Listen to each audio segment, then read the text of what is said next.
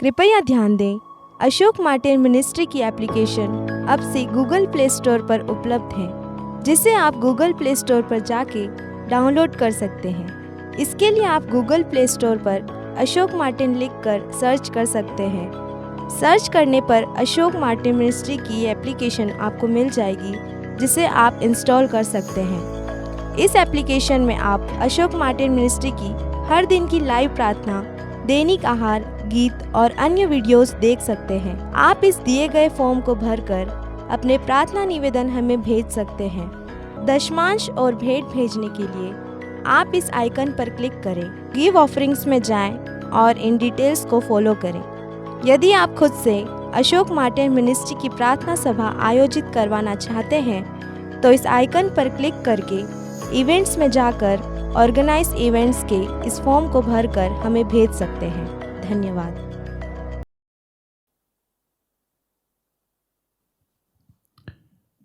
Hallelujah, praise the Lord.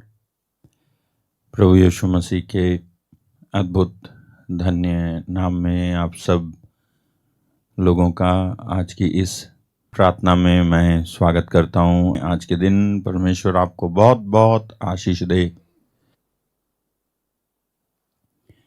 दरअसल आप में से हर एक व्यक्ति के लिए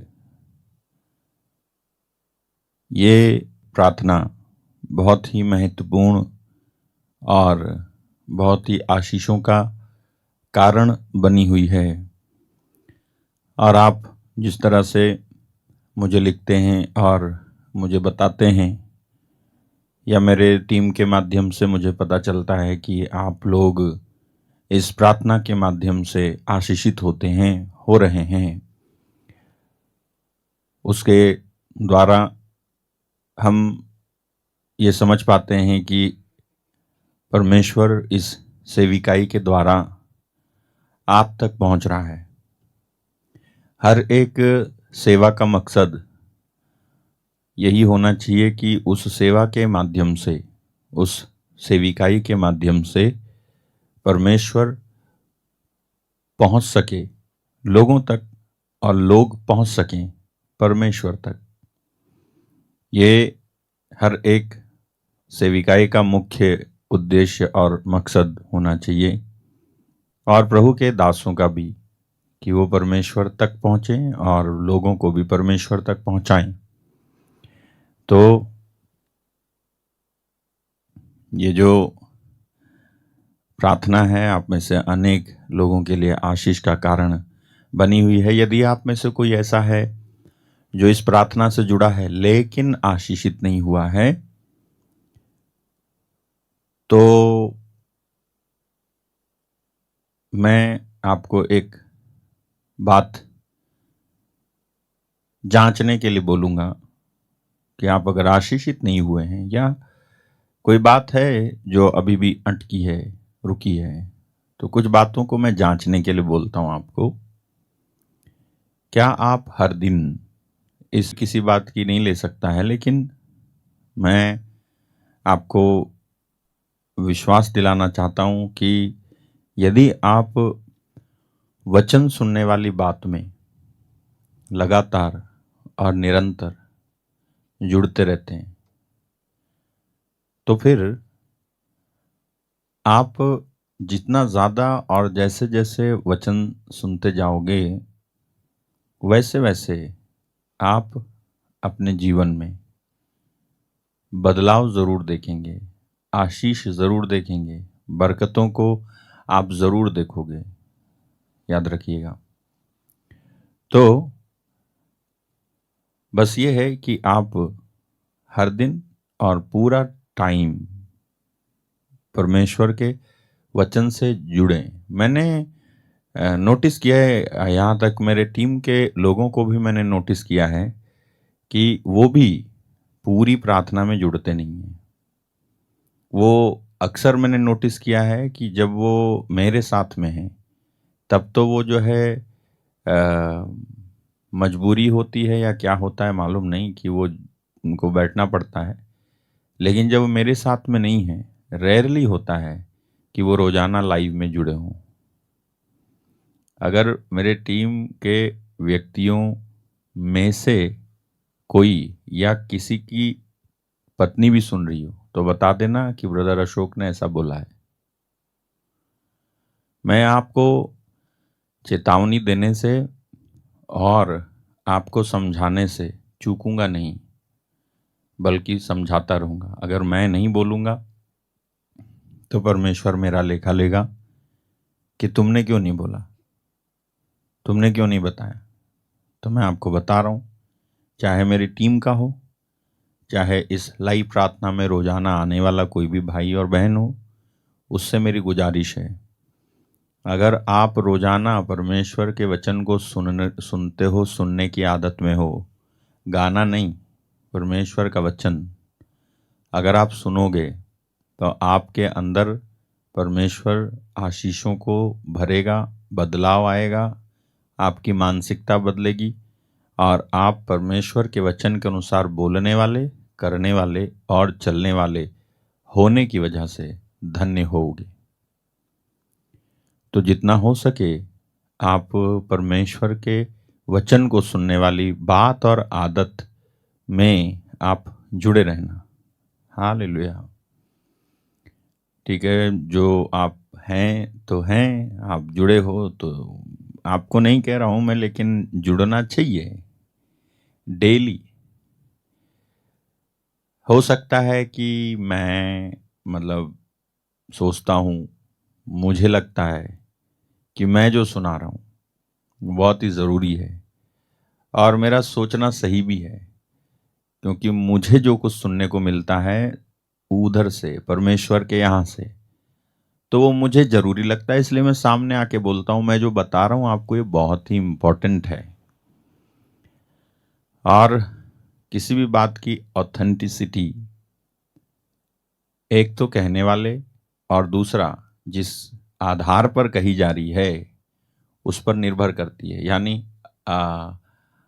ऑथेंटिसिटी यानी आधिकारिकता, आधिकारिकता कि किस आधार पे आप ये कह रहे हो। तो मेरा आधार जो कुछ भी मैं बोल रहा हूँ परमेश्वर का वचन और उसकी ओर से सुनना है। और एक और चीज़, जो कुछ मैंने बोला है उसके आधार पर हुआ भी है, आप जानते हो, आप जानते हो उसके आधार पर हुआ है। ओके, तो प्रार्थना में, परमेश्वर के वचन में और संगति में, इसको अगर 2 घंटे आप जुड़ते हो प्रार्थना में तो इसको हम संगति बोलते हैं। इस संगति में जुड़ना बहुत ज़रूरी है। हिब्रू चैप्टर 10:25 कहता है कि संगति करते रहो और संगति करने से चूको ना, बाज ना आओ। ये देखो, एक दूसरे के साथ इकट्ठा होना ना छोड़ें। तो अगर आप प्रार्थना में जुड़ते हो तो ये भी इकट्ठा होना ही मानते हैं हम, भले ही इस एयर के माध्यम से आप उधर हो, मैं इधर हूँ, इंटरनेट के माध्यम से आप उधर जुड़े, मैं इधर जुड़ा हूँ आपसे, आप मुझसे। बहुत सारे लोग एक ही समय में एक ही जगह पे इकट्ठे नहीं हो सकते हैं, लेकिन देखो कि पूरी दुनिया में लोग जो है इस तरह से जुड़ सकते हैं। सब लोग अंकुर नरुला मिनिस्ट्री में तो वहाँ पर पहुँच नहीं जाएंगे, लेकिन कई लोग उनके प्रोग्राम के माध्यम से जुड़े रहते हैं। बजिंदर पास्टर प्रभु के दास, उनसे सब लोग उनके पंडाल के नीचे नहीं पहुँच पाते हैं, लेकिन वो घर में जुड़े रहते हैं। कई बार मेरी मीटिंग्स होती हैं कहीं पर, तो आप वहाँ पर नहीं पहुँच पाते हो। अगर गुजरात में हूँ या राजस्थान में हूँ या उत्तराखंड में हूँ या मध्य प्रदेश में हूँ या वेस्ट बंगाल में हूँ, तो आप सबके सब जगह नहीं पहुँच पाते हो, क्योंकि परिस्थितियाँ होती हैं अलग अलग, नहीं पहुँच पाते हो। लेकिन इस लाइव के माध्यम से आप जुड़ते हो और जुड़ना चाहिए। और परमेश्वर ने इस प्रार्थना के माध्यम से कई लोगों को आशीषित किया है। हमारे पास एविडेंस है, प्रूफ है कि परमेश्वर ने चंगा किया है, छुटकारा दिया है, आशीषित किया है और आपकी प्रार्थना सुनता है। आप रोने लगते हो, आप को प्रभु छूता है, आप जो है बेसुध हो जाते हो, कुछ भी हो जाता है, कई सारी चीज़ें आपके साथ में वहाँ पर होती हैं। मैं तो देखता नहीं, लेकिन परमेश्वर और आपके बीच की बातें होती हैं वो। और इसलिए ऐसी प्रार्थना में आपको चूकना नहीं चाहिए, जुड़ना चाहिए। हालेलुया। मैं आगे भी आपके लिए प्रार्थना करने के लिए कटिबद्ध हूँ और डेडिकेटेड हूँ, समर्पित हूँ। मैं आपके लिए प्रार्थना करता रहूँगा और आज के विषय को आप ध्यान से सुनना। तो प्रभु आपको आशीष दे। और इस समय हम एक सुंदर भजन गाएंगे, तो हम परमेश्वर को धन्यवाद देते हैं और हम आशीषित होते हैं इस समय इस प्रार्थना के माध्यम से। Thank you Jesus, hallelujah hallelujah.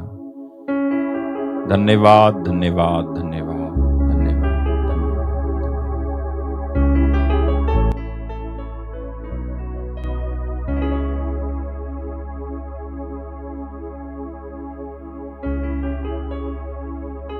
चांद सूरज की प्रस्तिश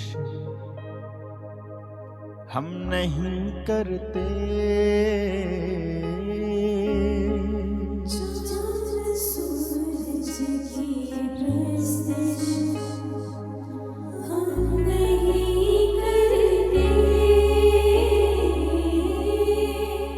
दुनिया के मामूदों के आगे नहीं झुकते, दुनिया के मामूदों के आगे नहीं झुकते। चांद सूरज की प्रस्तिश हम नहीं करते, चांद सूरज की प्रस्तिश हम नहीं करते, दुनिया के मामूदों के आगे नहीं झुकते, दुनिया के मामूदों के आगे नहीं झुकते, दुनिया के मामूदों के आगे नहीं झुकते। क्योंकि जिंदा खुदा है हमारा, जिंदा खुदा है हमारा,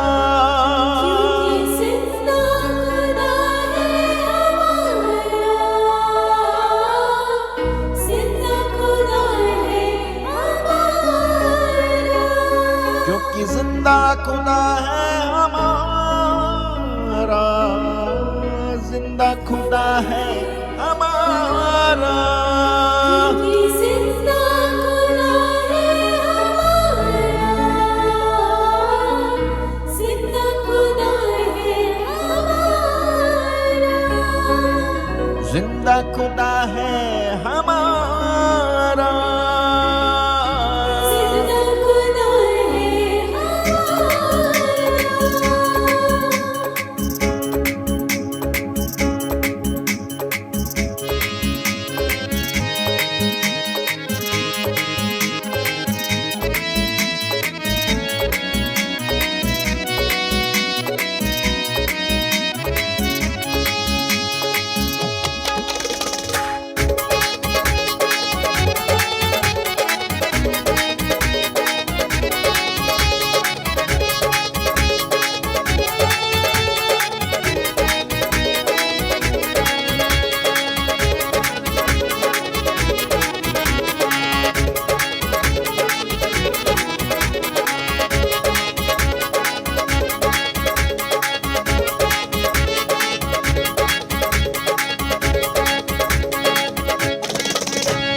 जिंदा खुदा है हमारा, जिंदा खुदा है हमारा।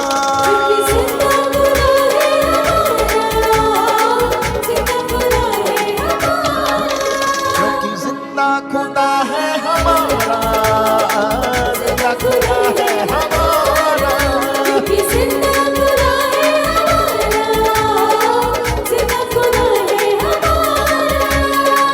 चांद सूरज की प्रस्तिश हम नहीं करते, चांद सूरज की प्रस्तिश हम नहीं करते, दुनिया के मामूदों के आगे नहीं झुकते। दुनिया की बातों की आगे नहीं झुकते। क्योंकि जिंदा खुदा है हमारा, जिंदा खुदा है हमारा, क्योंकि जिंदा खुदा है हमारा, जिंदा खुदा है हमारा। क्योंकि जिंदा खुदा है हमारा, जिंदा खुदा है हमारा। क्योंकि जिंदा खुदा है हमारा, जिंदा खुदा है हमारा, जिंदा खुदा है हमारा। जिंदा खुदा है हमारा।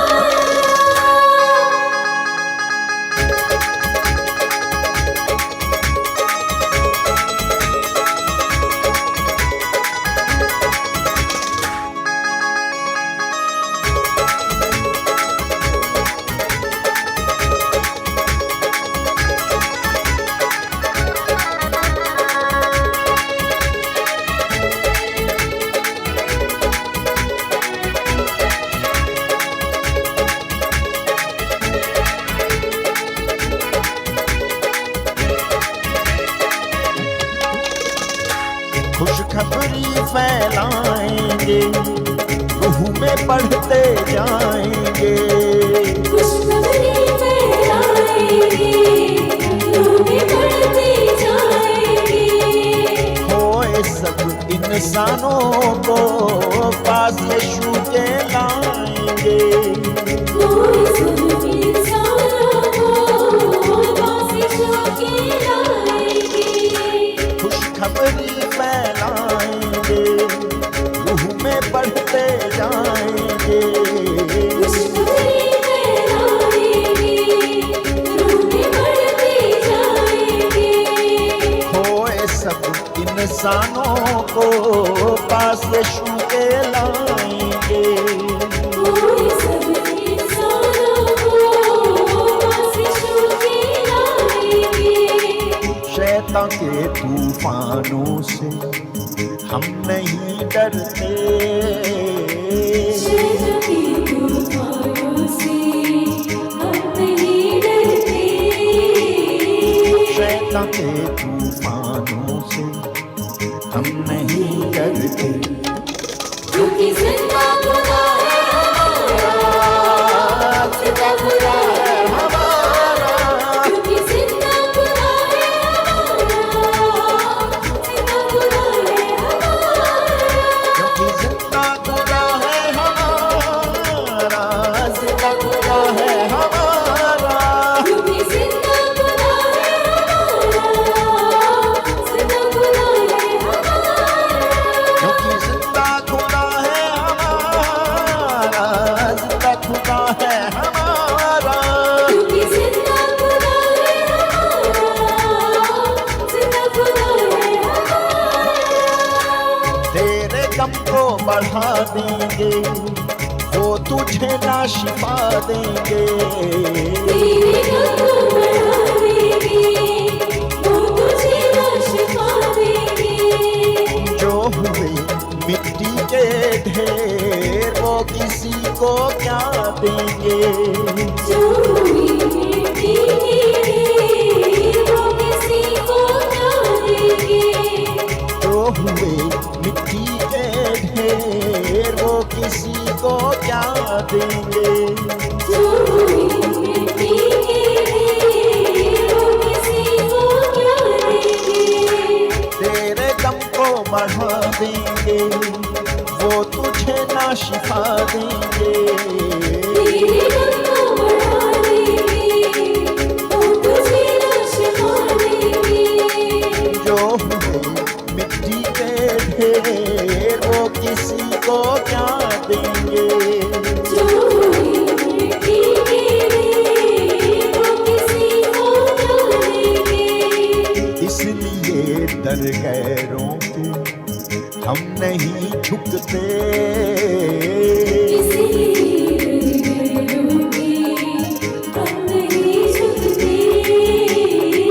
इसलिए दर गैरों के हम नहीं झुकते।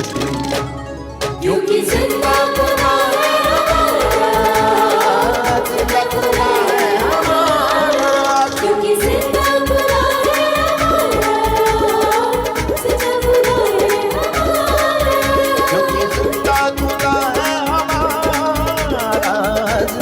खुदा है हमारा। क्योंकि जिंदा खुदा है हमारा, जिंदा खुदा है हमारा। जब सिताइश होती है रूह की बारिश होती है। जब सिताइश होती है, रूह की बारिश होती है। जब सिताइश होती है रूह की बारिश होती है। जब सिताइश होती है, रूह की बारिश होती है। यीशु तेरी हुजूरी में रूह की जुम्बिश होती है। यीशु तेरी हुजूरी में रूह की जुम्बिश होती है। यीशु तेरी हुजूरी में रूह की जुम्बिश होती है। यीशु तेरी हुजूरी में रूह की जुम्बिश होती है। तेरी कुव्वत से खाली हम नहीं रहते।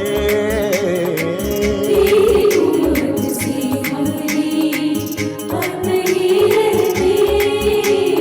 तेरी कुव्वत से खाली हम नहीं रहते। क्योंकि जिंदा खुदा है हमारा, जिंदा खुदा है हमारा। क्योंकि जिंदा खुदा है हमारा, जिंदा खुदा है हमारा।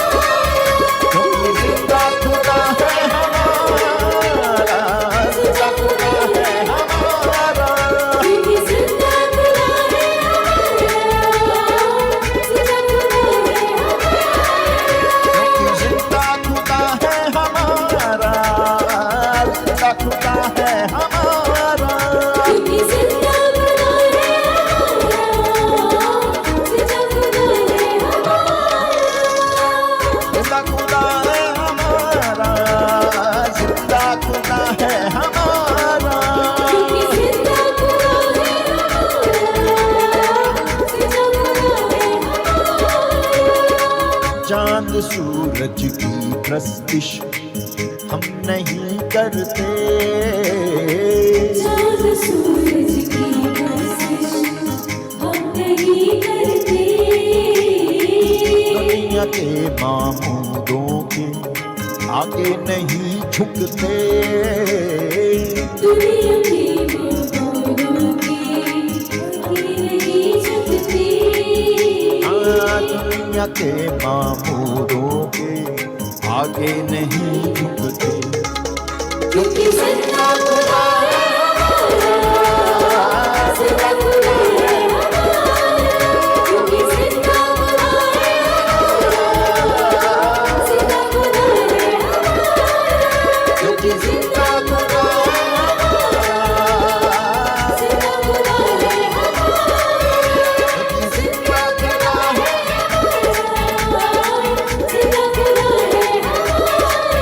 क्योंकि जिंदा खुदा है हमारा, जिंदा खुदा है हमारा। क्योंकि जिंदा खुदा है हमारा, जिंदा खुदा है हमारा। जिंदा खुदा है हमारा, जिंदा खुदा है हमारा। जिंदा खुदा है हमारा।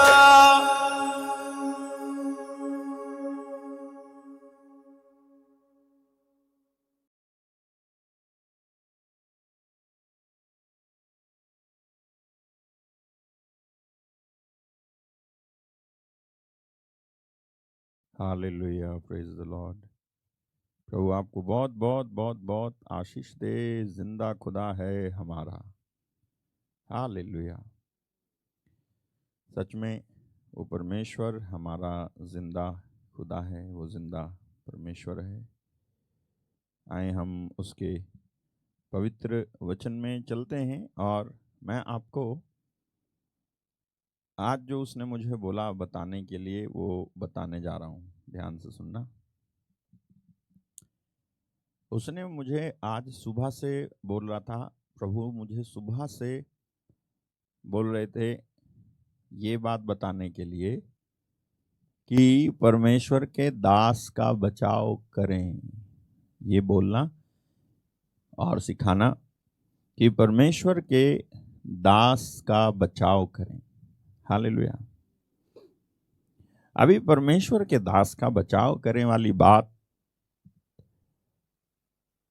हमारे दिमाग में ऐसे फिट है कि परमेश्वर के दास का बचाव तो परमेश्वर स्वयं करता है, तो फिर हम परमेश्वर के दास का बचाव करें, ये वाली बात कैसे समझी जाए। हमारे दिमाग में ये फिट है कि परमेश्वर के दास का बचाव तो परमेश्वर स्वयं करता है। हालेलुया। ये सच है कि परमेश्वर के दास का बचाव, परमेश्वर के दासों का बचाव परमेश्वर करता है, लेकिन वही परमेश्वर जो परमेश्वर के दासों का बचाव करता है, उसने कुछ लोगों को प्रभावशाली बनाया है, कुछ लोगों को ओहदे पे रखा है, कुछ लोगों को दौलतमंद बनाया है, कुछ लोगों को पहुंच वाला बनाया है, कुछ को अधिकार दे रखे हैं, कुछ को किसी इलाके में अधिकार हासिल है, कुछ को किसी इलाके में अधिकार हासिल है, कुछ को किसी इलाके में अधिकार हासिल है। और ये सच है कि परमेश्वर अपने दासों के बचाव करने के लिए ही लोगों को अधिकार में लाता है और इन्फ्लुएंस में लाता है। याद रखना, परमेश्वर को अपने दासों का बचाव करना उसको आता है। हालेलुया। उसको अपने लोगों का बचाव करना आता है। परमेश्वर को इज़राइल की चिंता थी, इसलिए उसने यूसुफ को मिस्र देश में जाने दिया।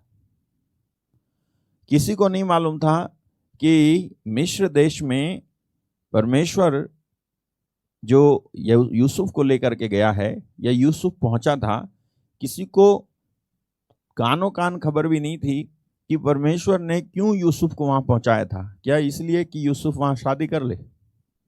क्या इसलिए कि वहां पर पत्नी हासिल करे? क्या इसलिए कि वहां का वो गवर्नर बन जाए? खामोखा।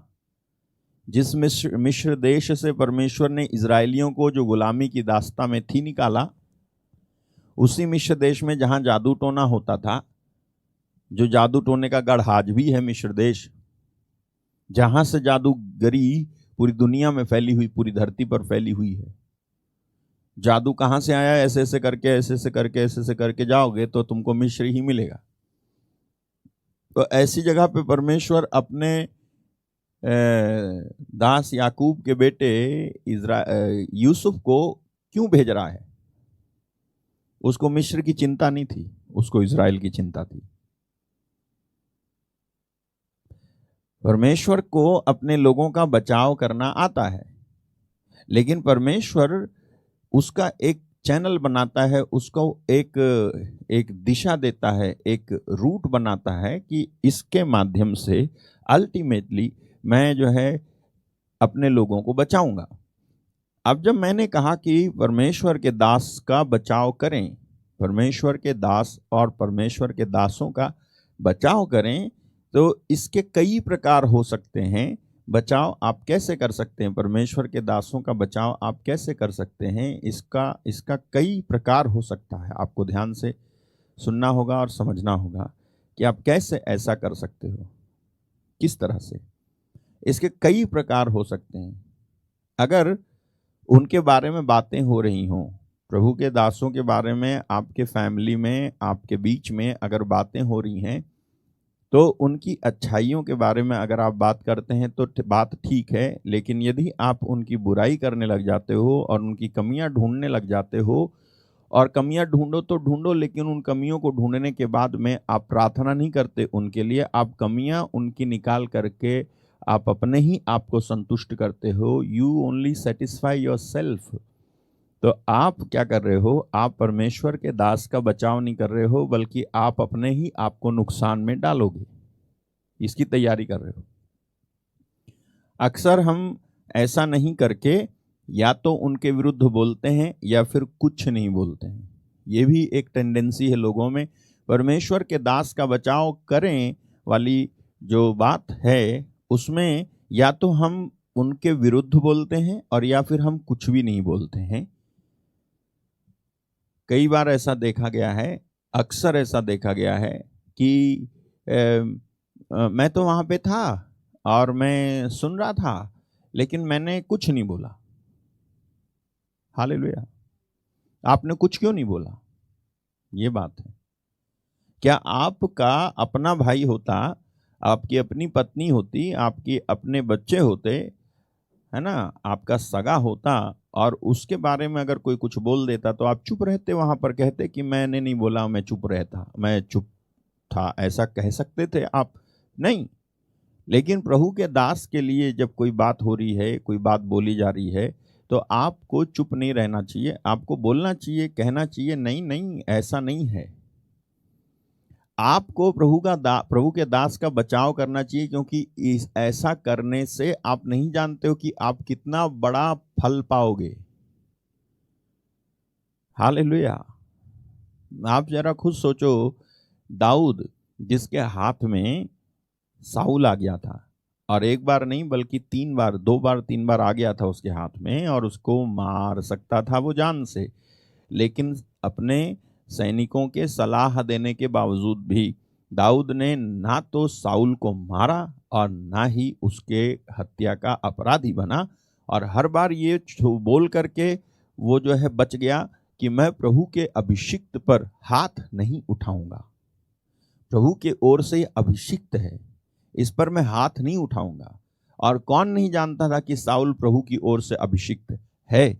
उसको अभिषेक देने वाले तो स्वयं सैमुएल थे, और सैमुएल को कौन नहीं जानता था? सैमुएल जो कुछ करता था उसकी खबर सबको होती थी, पूरे इज़राइल में होती थी कि सैमुएल नबी ने किसको अपॉइंट किया है, किसको नहीं। तो ये बात तो सबको जग जाहिर थी कि सैमुएल के माध्यम से साउल को अभिषेक मिला, और साउल भी अभिषेक में था, इस बात का पता उसके कामों से चला था। उसने अच्छे काम किए थे, बस वो आज्ञा उल्लंघन में रह गया और फंस गया, और परमेश्वर ने उसे छोड़ दिया, लेकिन मार नहीं दिया। हालेलुया। परमेश्वर का छोड़ना और परमेश्वर का छोड़ने के बाद मार देना, दोनों में अंतर है। हालेलुया।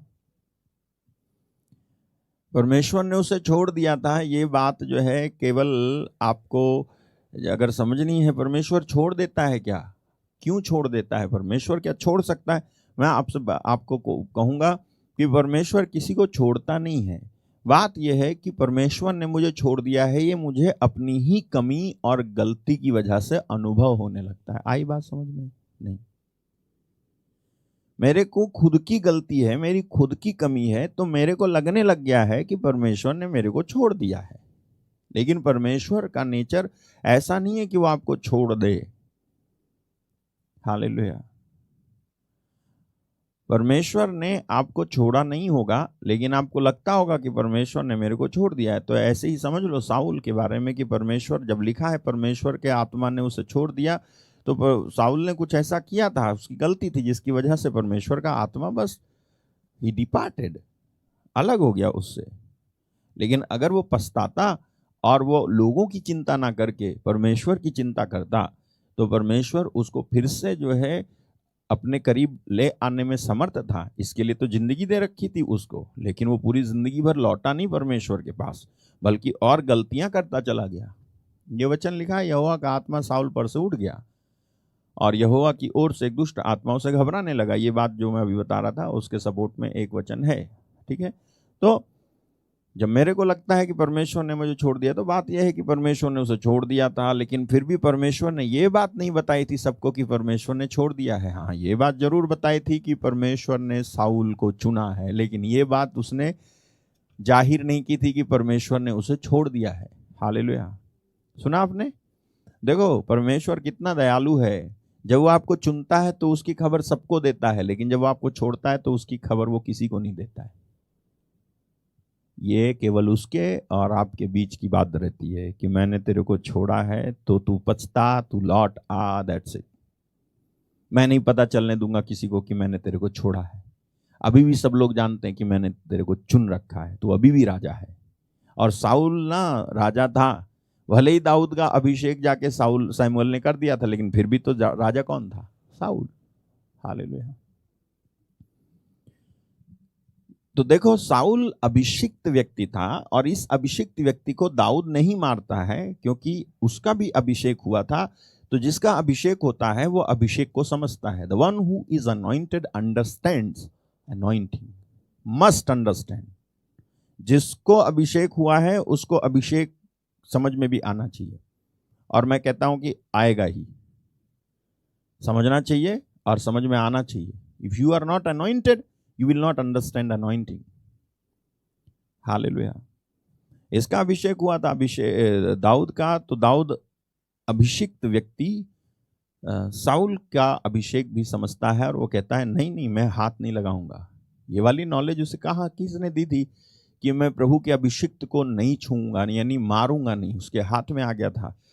अगर हम होते आज so called Christians as we are, है ना, हम जो मसीही कहलाते हैं, हम अगर होते, और आज भी आप देख लो कि कितने सारे लोग अटैक करते रहते हैं प्रभु के दासों के ऊपर, कितने सारे लोग अटैक करते रहते हैं, राइट।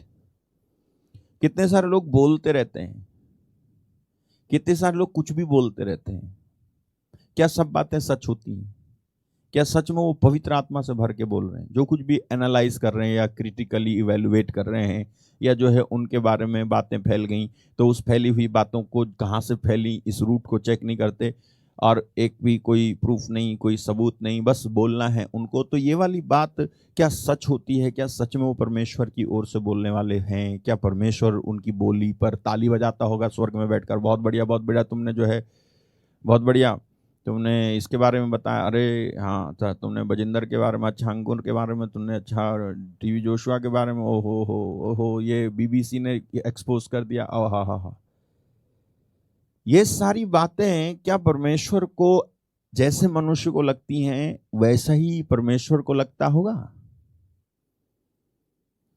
इसलिए आपको प्रभु के किसी भी दास के विरुद्ध नहीं बोलना चाहिए, और ऐसे भी नहीं होना चाहिए कि कुछ भी नहीं बोलो उसके बाद, उसके पक्ष का कुछ ना बोलो। एक तो विरोध में मत बोलो, और ऐसे भी मत बनो कि उसके पक्ष की बात भी तुम जब बोल सकते हो तो बोला ही नहीं तुमने। हालेलुया। बल्कि बचाव करो, बचाव करो। अगर आप ऐसा करोगे तो मैं कहता हूं 90% आपकी प्रॉब्लम्स खत्म हो जाएगी। 90%। हालेलुया। कई सारी प्रॉब्लम्स इसलिए हैं because we are speaking against the person, anointed person, इसलिए प्रॉब्लम्स हैं। अगर आप उनके पक्ष में बोलोगे, आप उनका पक्ष ले लो। हालेलुया।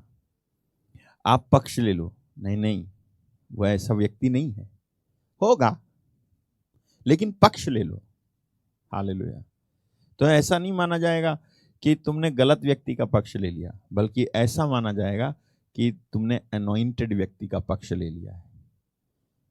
अब आप इससे भी समझ जाओ, एक तो दाऊद जो है हाथ नहीं उठाता अभिषिक्त पर, हालांकि उसकी गलती थी। उसकी गलती उसके और प्रभु के बीच की बात थी। साउल की गलती प्रभु के और साउल के बीच की बात थी, ना कि साउल के और दाऊद के बीच की बात थी। तो उसने प्रभु के और साउल के बीच की बात को वहीं छोड़ करके उसको अपना पर्सनल नहीं बनाया। हालेलुया। आपने देखा होगा अक्सर, जैसे मैं किसी से दुश्मनी रखता हूं, मैं किसी की सेवा से जलता हूं, मैं किसी की सेविकाई से खुश नहीं हूं, तो जब उसके साथ कुछ होता है तो मैं तुरंत खुश हो जाता हूं। मैं तुरंत खुश हो जाता हूं, अच्छा हुआ उसके साथ हुआ। एक तो मैं कभी उसके लिए प्रार्थना नहीं करता था, और ना ही कभी मैं उसके लिए कभी बैठता था ना, और उल्टे मैं इस इंतजार में था कभी कुछ हो जाए, और कुछ हो गया तो मैं तुरंत खुश हो गया। इससे आपके अंदर छिपा हुआ, आपके अंदर छिपा हुआ शैतान बाहर आ गया और पता चल गया कि आप किस प्रकार के हो। हालेलुया। मुझसे कई लोग कहते हैं कि ब्रदर आप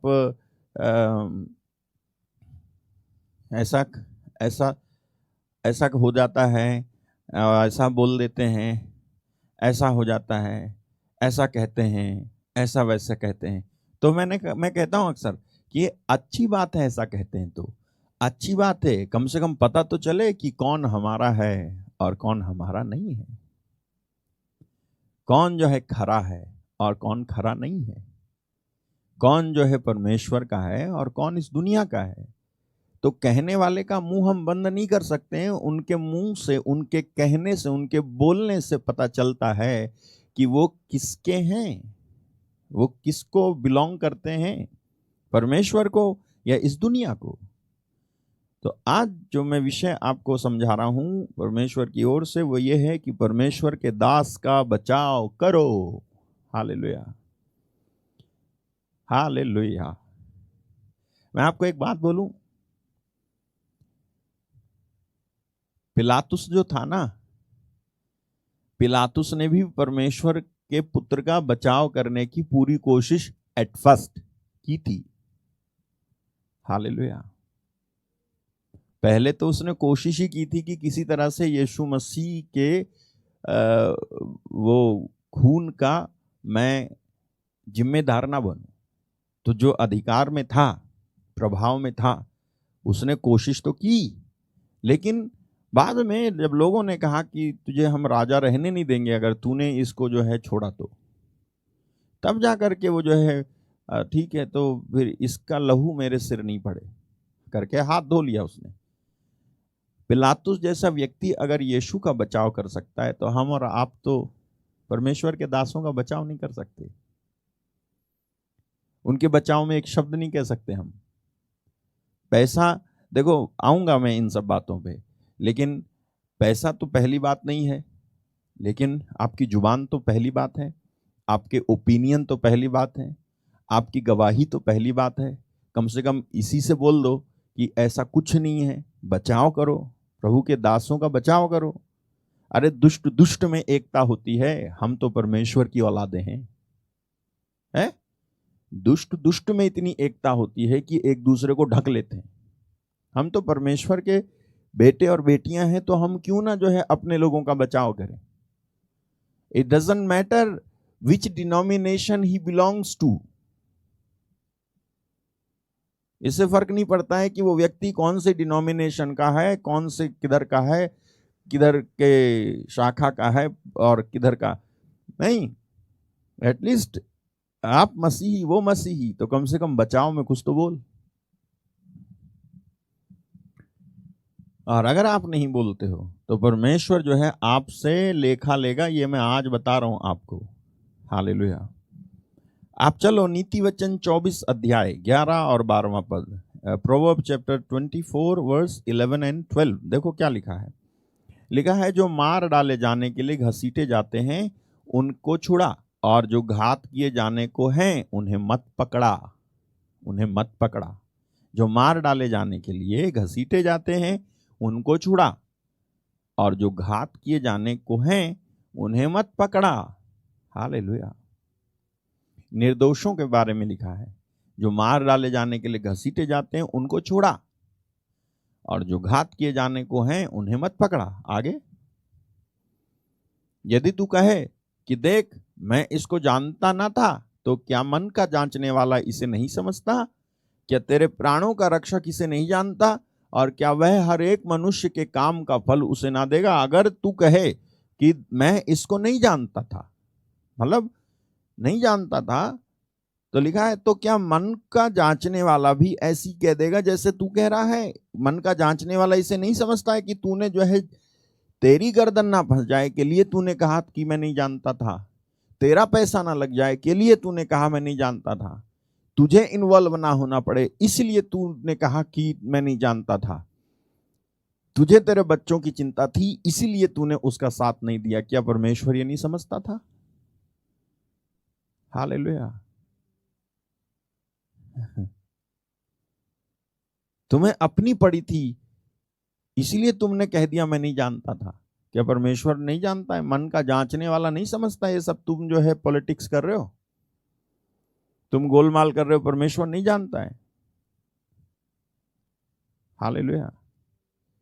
अक्सर हम कतरा कर निकलने की कोशिश करते हैं। ये जो लिखा हुआ है, ये कतरा करके निकलने की कोशिश जो लोग करते हैं, जिससे कि उनके ऊपर कोई जिम्मेदारी ना आ जाए। स्पेशली हम जो मसीही लोग हैं, हम जो प्रभु के दास लोग हैं, हम जो विश्वासी लोग हैं, हमारी जिम्मेदारी है कि हम परमेश्वर के दासों को बचाव करें, बचाएं, उनका पक्ष लें। हालेलुया। मैं सच बता रहा हूं कि जिनके पास अथॉरिटी होती है ना, जिनके पास प्रभाव होता है, उनका छोटा सा सपोर्ट भी बहुत बड़ी चीज हो जाती है किसी दुखी, पीड़ित, परेशान के लिए। छोटी सी अगर वो बात कह दे, इतना ही कह दे कि रुक जाओ, इतने में रुक जाओ, मेरे को बहुत कुछ समझ में आ जाता है कि अरे उन्होंने कहा तो सही कि रुक जाओ, लेकिन नहीं करते लोग। हालेलुया। अक्सर हम कतरा करके निकलने की कोशिश करते हैं, लेकिन अगर कतरा करके निकलने की कोशिश करते हो ये बोल करके मैं इसको ना जानता था, तो लिखा है तो क्या मन का जांचने वाला इसे नहीं समझता है? क्या तेरे प्राणों का रक्षक इसे नहीं जानता है? क्या वह हर एक मनुष्य के काम का फल उसे ना देगा? बिल्कुल देगा साहब। तो अक्सर हम कतरा करके निकलने की कोशिश करते हैं, जैसे लूका अध्याय 10 वचन 30 से 37 में हुआ। वहां पर आप पढ़ोगे याजक के बारे में, लेवी के बारे में, समारी के बारे में। चलो पढ़ लेते हैं। यीशु ने ऐसा कहा, एक मनुष्य यरूशलेम से यरीहो को जा रहा था कि डाकुओं ने घेर कर उसके कपड़े उतार लिए, मार पीट कर उसे अधमरा छोड़कर चले गए। हाँ जी। फिर और ऐसा हुआ कि उसी मार्ग से एक याजक जा रहा था, परंतु उसे देख कर कतरा कर, याजक देख करके कतरा कर चला गया, पुरोहित देख कर कतरा कर चला गया। हाँ जी। इसी रीति से एक लेवी उस जगह पर आया और वह भी उसे देख के कतरा कर चला गया। लेवी, याजक के बाद लेवी, पुरोहित के बाद पुजारी, वो भी जो है आकर के देखे, कतरा करके चला गया। परंतु एक समारी यात्री जो ना याजक था ना पुजारी था, वहां आ निकला और उसे देखकर तरस खाया। उसे देखकर इसके पास भी विकल्प था कि ये भी कतरा करके चला जाए, लेकिन वो नहीं गया। उसको तरस हो आया और उसने उसके पास आकर उसके घावों पर तेल और दाखरस डालकर पट्टियां बांधी और अपनी सवारी पर चढ़ाकर सराय में ले गया, उसकी सेवा टहल की। अब आप सोचो कि वो जो है क्या कर रहा है। वो गो बैक टू 34। उसने उसके पास आकर उसके घावों पर तेल और दाखरस डालकर पट्टियां बांधी, इसमें टाइम लगा होगा, और अपनी सवारी पर चढ़ाकर सराय में ले गया। यानी जिधर वो जा रहा था, कौन?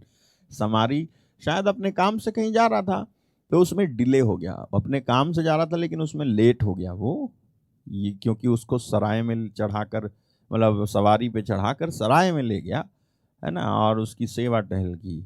और सेवा टहल की।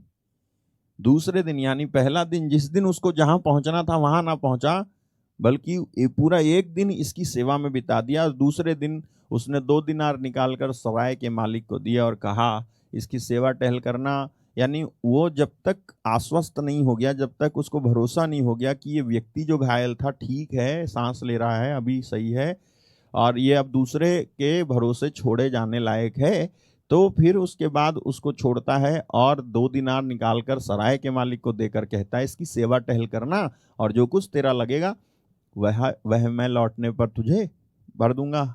अच्छा, अब तेरी समझ में जो डाकुओं में गिर गया, इन तीनों में से उसका पड़ोसी कौन ठहरा? आगे उसने कहा वही जिसने उस पर दया की। यीशु ने उससे कहा जा तू ही ऐसा ही।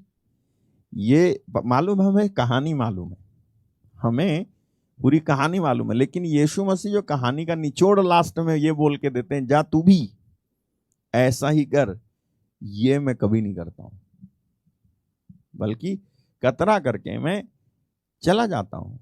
देखो, याजक लेवी की तरह समारी भी कतरा कर और वही कहकर जो प्रोवर्ब 24:11 में लिखा हुआ है कि मैं इसको नहीं जानता था, बोलकर निकल सकता था, लेकिन ऐसा करना उसके लिए परमेश्वर के न्याय को भुगतने का कारण बनता, इसलिए उसने ऐसा नहीं किया।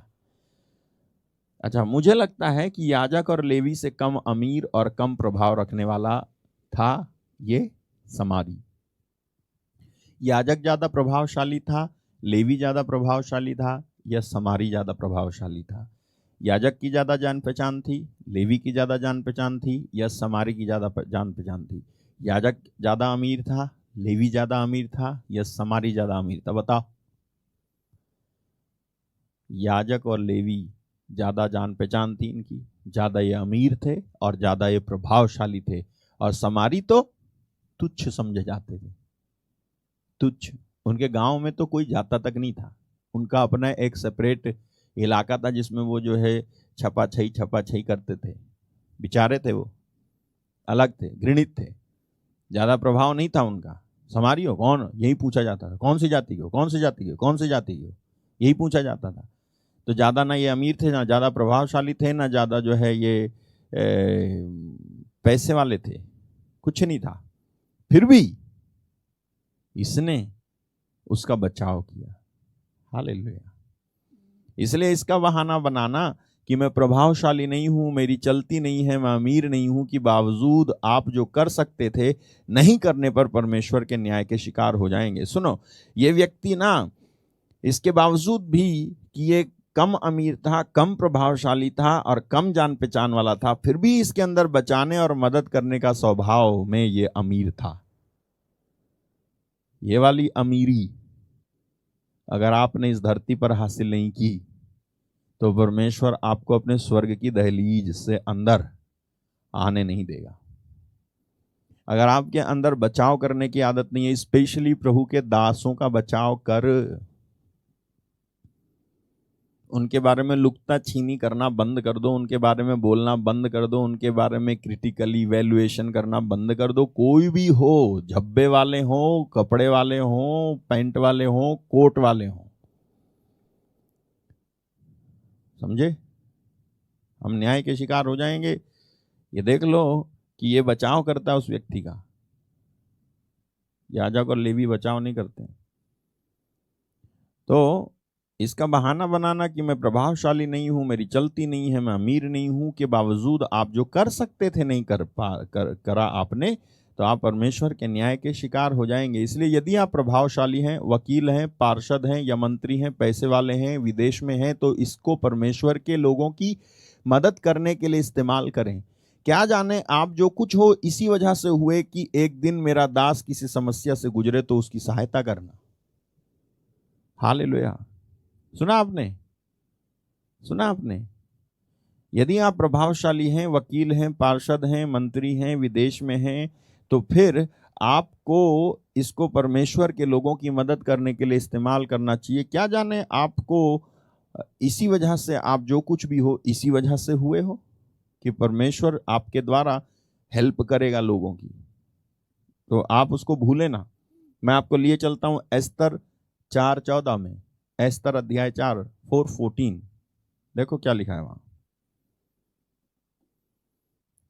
यहां लिखा है, एस्तर से मोर्दकै जो व्यक्ति था वो कहता है, मोर्दकै कौन था, उसका अंकल मोर्दकै जो है जिसने पाला था एस्तर को, वो कहता है जो तू इस समय चुपचाप रहे तो और किसी ना किसी उपाय से यहूदियों का छुटकारा और उद्धार हो जाएगा, परंतु तू अपने पिता के घराने के समेत नष्ट होगी।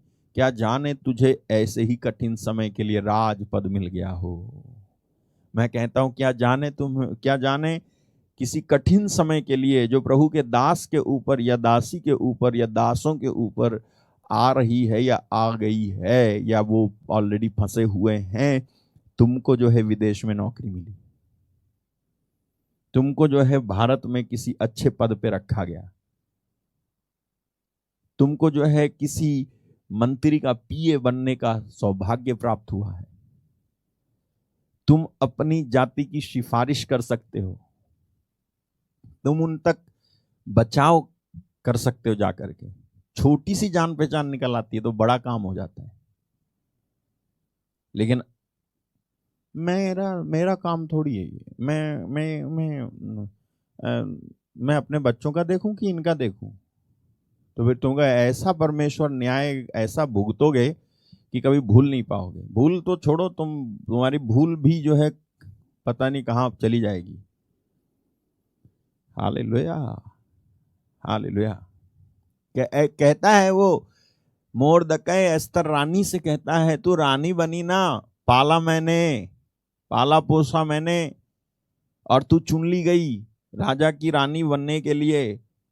तू सुंदर थी, तेरे को चुन लिया, अब तू राजा की फेवरेट रानी बन ही गई है और प्रभावशाली हो गई है, और हम पर आ गया है संकट।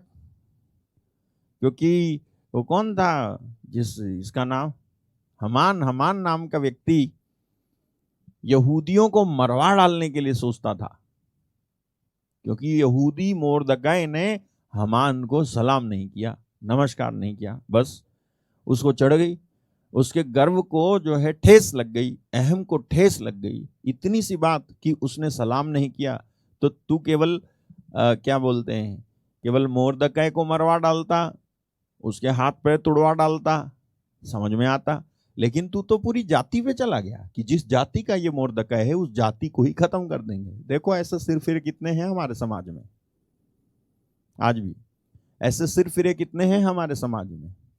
ये जो है इंसान नहीं बल्कि जानवर है। हाँ, इनका सिर फिरा हुआ है, इनका दिमाग खराब हो गया है, इनको जो है इंसानियत क्या होती है समझ में नहीं आता है, इनको परमेश्वर कौन है, उसकी सत्ता क्या है, उसका अधिकार क्या है, अपने गर्व को ठेस लगने के आगे इनको समझ में नहीं आता है, बदला लेने पर उतारू है।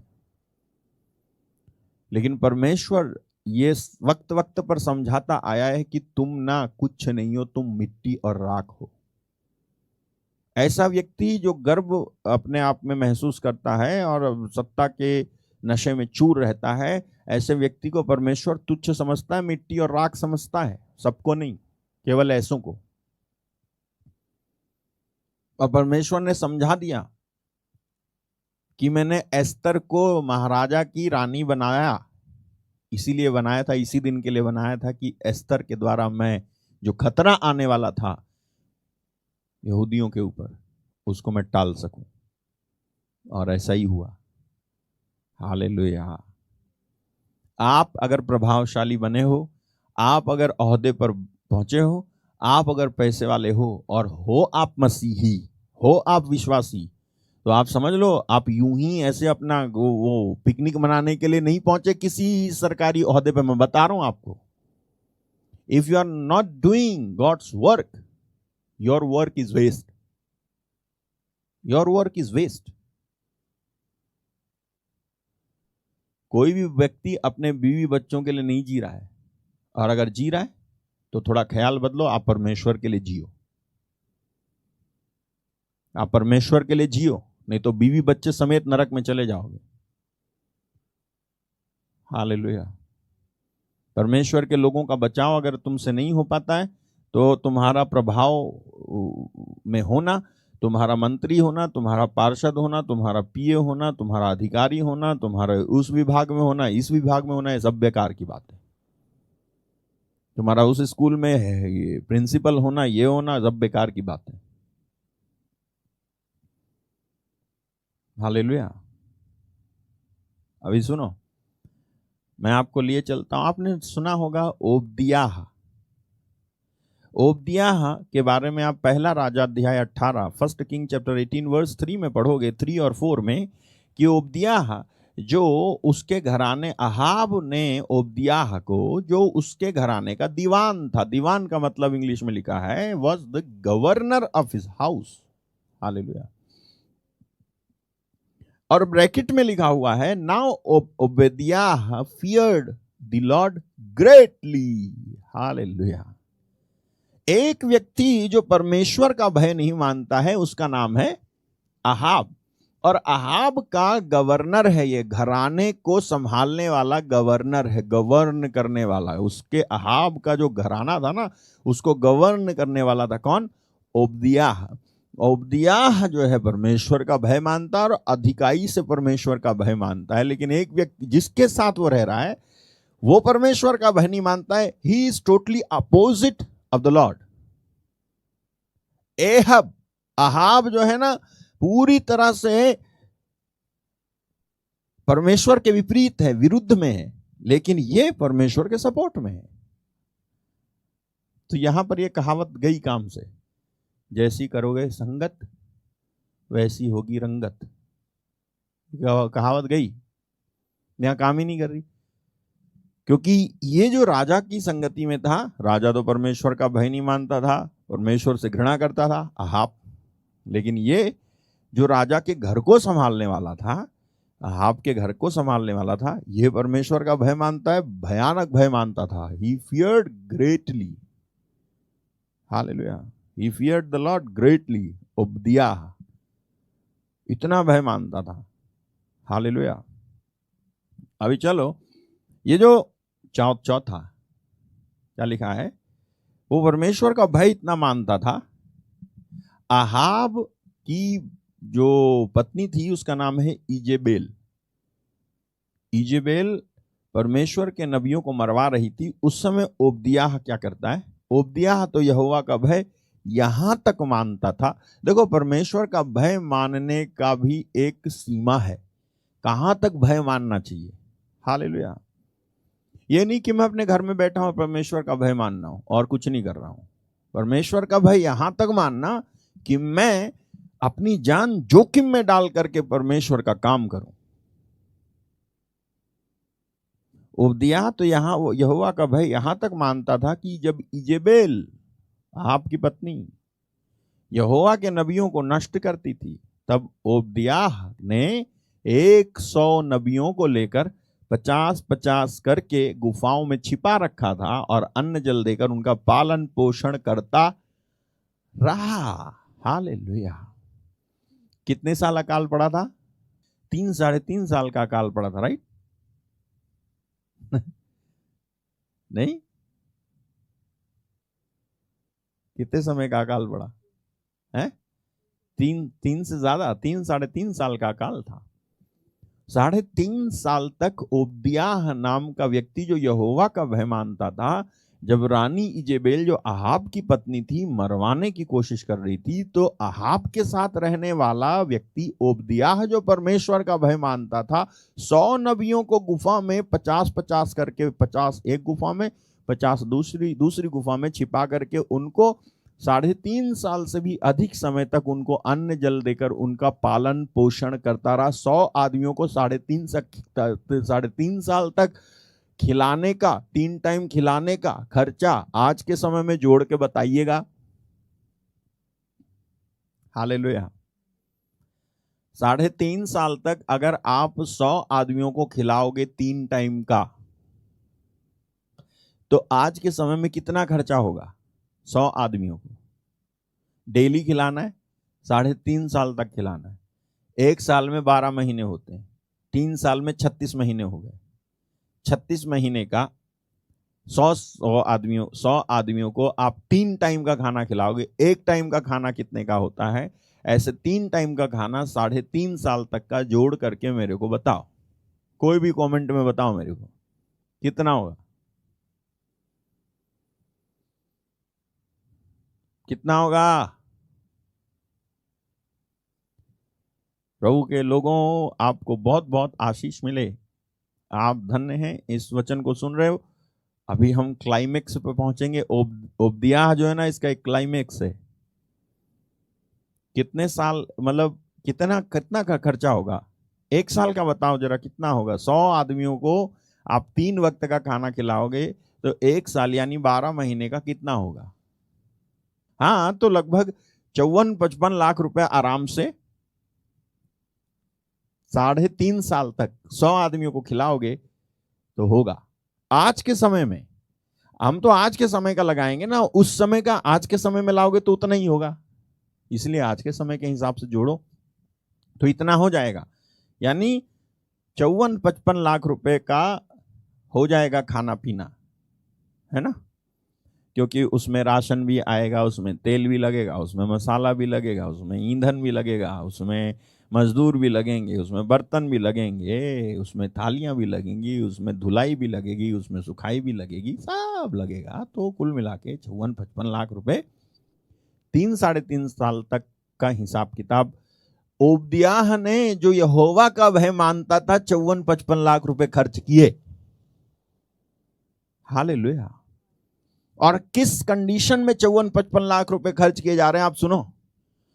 किस कंडीशन में? ओबद्याह जो है ऐसा कर रहा है, वो भी राजा से छिप कर रहा है। राजा महाविरोधी व्यक्ति है, इजेबेल उससे भी ज्यादा खतरनाक औरत थी। इस परिस्थिति में आप भलाई कर पाओगे 54-55 लाख रुपए की?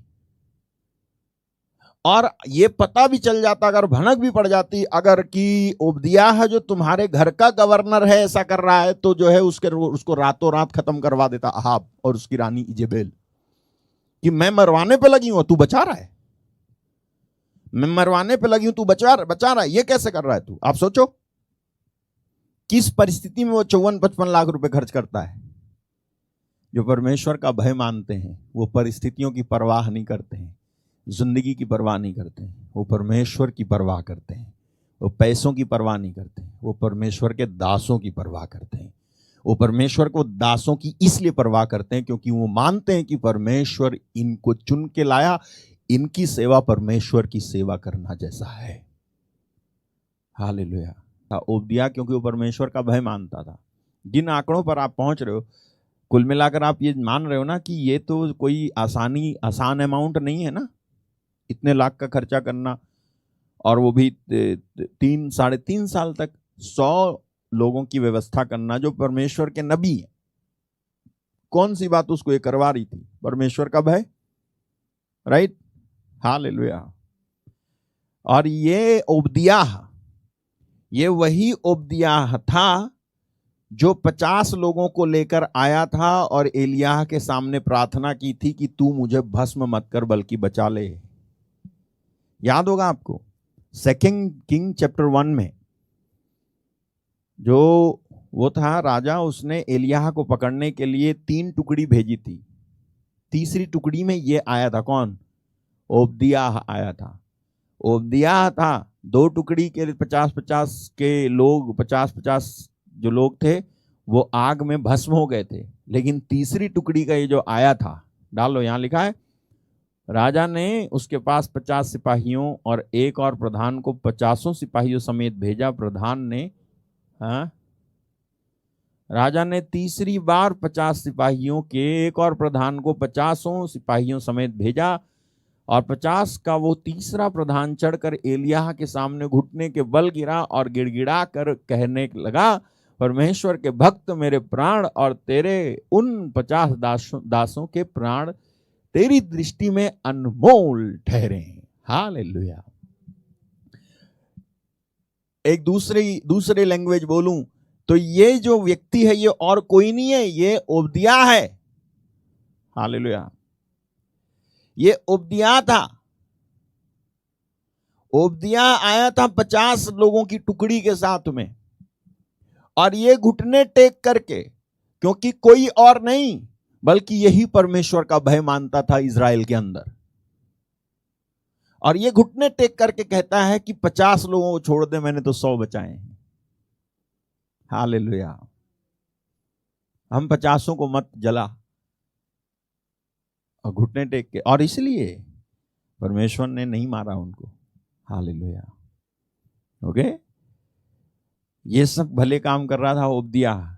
और इसके बाद ओबद्याह जो एलियाह का जो है ग्रेट फॉलोवर था, और उसने बाद में जो है राजा का महल छोड़ दिया था और वो परमेश्वर के भक्त का शिष्य बन गया था, चेला बन गया था, और वो जो है उसकी डेथ हो गई थी बाद में।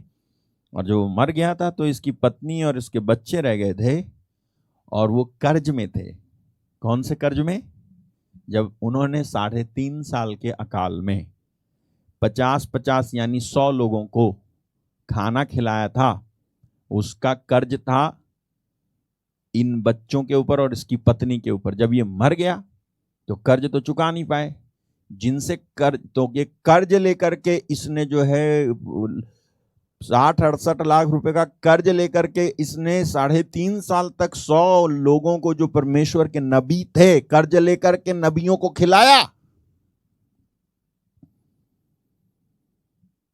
इस व्यक्ति ओबद्याह ने। और जब यह मर गया तब वो कर्ज देने की जिम्मेवारी आ जाती है उसकी पत्नी पे और उसके बच्चों पर। और वो उसकी पत्नी और बच्चे तो दे नहीं पाते थे। एलियाह भी उठा लिया गया था, एलिया रहा नहीं। लेकिन ओबदियाह ने जो कुछ किया था वो परमेश्वर के सामने किया था। परमेश्वर ने स्मरण रखा कि इसने मेरे नबियों को खिलाया था, अब मैं भी इसको खिलाऊंगा, मैं इसको और इसकी बीवी इसके बच्चों को छोड़ूंगा नहीं। परमेश्वर ने ठान रखा था। और हम सब जानते हैं क्या हुआ। 2 किंग चैप्टर 4 वर्स 1 में इसकी पत्नी एलियाह का सक्सेसर एलीशा नबी के पास, जो दुगनी अभिषेक के साथ में था, उसके सामने आती है। लिखा है भविष्यवक्ताओं के चेलों की पत्नियों में से। ये जो भविष्यवक्ताओं के चेलों की पत्नियों में से लिखा है, दरअसल ओबदियाह ने अहाब का महल छोड़ करके एलियाह का फॉलोवर बनने की वजह से भविष्यवक्ता भी बन गया था। वो कौन? ओबदियाह। हालेलुया। भविष्यवक्ता बन गया था, इसलिए उसका नाम भविष्यवक्ताओं में आ गया। तो लिखा है भविष्यवक्ताओं के चेलों की पत्नियों में से एक स्त्री ने एलीशा की दुहाई देकर कहा, तेरा दास मेरा पति मर गया है। कौन? ओबदियाह। और तू जानता है कि वो यहोवा का भय मानने वाला था। तू क्यों जानता है? क्योंकि तू एलियाह के साथ रहता था। तूने देखा है मेरा पति ओबदियाह कितना परमेश्वर का भय मानता था। मर गया है, पर जिसका वो कर्जदार था, कौन? मैं नहीं, मेरा पति ओबदियाह कर्जदार था। काहे से कर्जा हो गया था? नबियों की मदद करने की वजह से। कौन मदद करता है आजकल नबियों की? ऐसी की कर्जे में हो जाए। हालेलुया। सुनो, हम क्लाइमेक्स पे पहुंच रहे हैं, सुनो ध्यान से। तो यहां लिखा है कि जिसका वो कर्जदार था वो आया कि मेरे दोनों पुत्रों को अपने दास बनाने के लिए ले जाए। तो एलीशा ने उससे पूछा कि मैं तेरे लिए क्या करूं, मुझे बता कि तेरे घर में क्या है। उसने कहा, तेरी दासी के घर में एक हांडी तेल को छोड़ और कुछ नहीं है। हाँ। उसने कहा, तू बाहर जाकर अपनी सब पड़ोसनियों से खाली बर्तन मांग ले आ। और थोड़े बर्तन न लाया। फिर तू अपने बेटों समेत अपने घर में जा, द्वार बंद करके उन सब बर्तनों में तेल उड़ेल देना, जो भर जाए उन्हें अलग रखना। तब वह उसके पास चली गई और अपने बेटों समेत अपने घर जाकर द्वार बंद किया। तब वे तो उसके पास बर्तन लाते गए और वह उड़ेलती गई। जब बर्तन भर गए तब उसने अपने बेटों से कहा, मेरे पास एक और भी ले आओ। उसने उससे कहा, बर्तन तो नहीं रहा। तब तेल रुक गया। तब उसने जाकर परमेश्वर के भक्त को ये बता दिया। उसने कहा, जा तेल बेचकर ऋण भर दे और जो रह जाए उससे तू अपने पुत्रों सहित अपना निर्वाह कर। इस तरह से परमेश्वर ने अपने भविष्यवक्ता के द्वारा इस महिला की मदद करके उस कर्ज से जो नबियों को खिलाने पिलाने के द्वारा हुआ था, छुटकारा दे करके इनको सम्मान की जिंदगी प्रदान की। ये फल होता है अगर आप परमेश्वर के दासों का बचाव करते हो और उनके लिए खर्चा करते हो तो। हालेलुया। ये फल होता है। हालेलुया। मुझे यहां पर यीशु मसीह की याद आती है।